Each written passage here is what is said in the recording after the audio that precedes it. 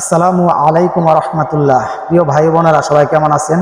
আশা করি সকলে ভালো আছেন, আমিও ভালো আছি আলহামদুলিল্লাহ। আজকে কিছু কথা বলবো, সেটা হচ্ছে রিজিক নিয়ে। তো এই মুহূর্তে যারা আমার ভিডিওটা দেখবেন সবাই শেয়ার করে দিবেন।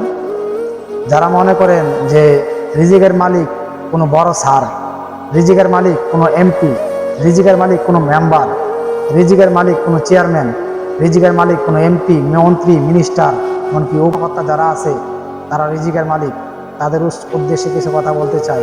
রিজিকের মালিক কখনো মানুষ হতে পারে না। রিজিকের মালিক শুধু একমাত্র আল্লাহ তাআলা। আল্লাহ ছাড়া অন্য কোনো মানুষকে রিজিক দিতে পারে না, সে রিজিকের দায়িত্ব নিতে পারে না। পৃথিবীতে হাজার হাজার লক্ষ লক্ষ প্রাণী আছে, যে প্রাণীরা কখনো না খায়া মরে না, তারা কোনো কাজ করে না, তাদের রিজিক তারা সময় মতো ঠিকই পায়। কে দেয়? আল্লাহ ছাড়া তাদের রিজিক কেউ দেয় না, একমাত্র আল্লাহই রিজিকের দায়িত্ব নিছে। এমনকি আল্লাহ তাআলা প্রত্যেকটা প্রাণীকে সময় মতো তার রিজিক দিয়ে দেয়।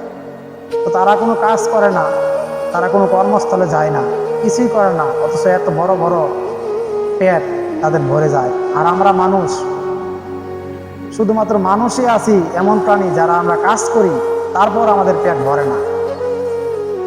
তাহলে আমরা এই ধরনের বিভ্রান্তি থেকে আমরা বেরিয়ে আসি যে মানুষকে রিজিক দিতে পারে, এই ধরনের কথা বিশ্বাস করা যাবে না। রিজিকের মালিক শুধুমাত্র আল্লাহ তাআলা। আমরা আল্লাহ তাআলার কাছে রিজিক চাবো, আল্লাহ তাআলা অবশ্যই আমাদেরকে রিজিক দেবে ইনশাআল্লাহ।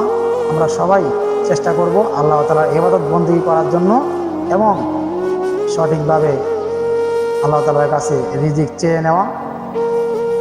তো আজকের মতো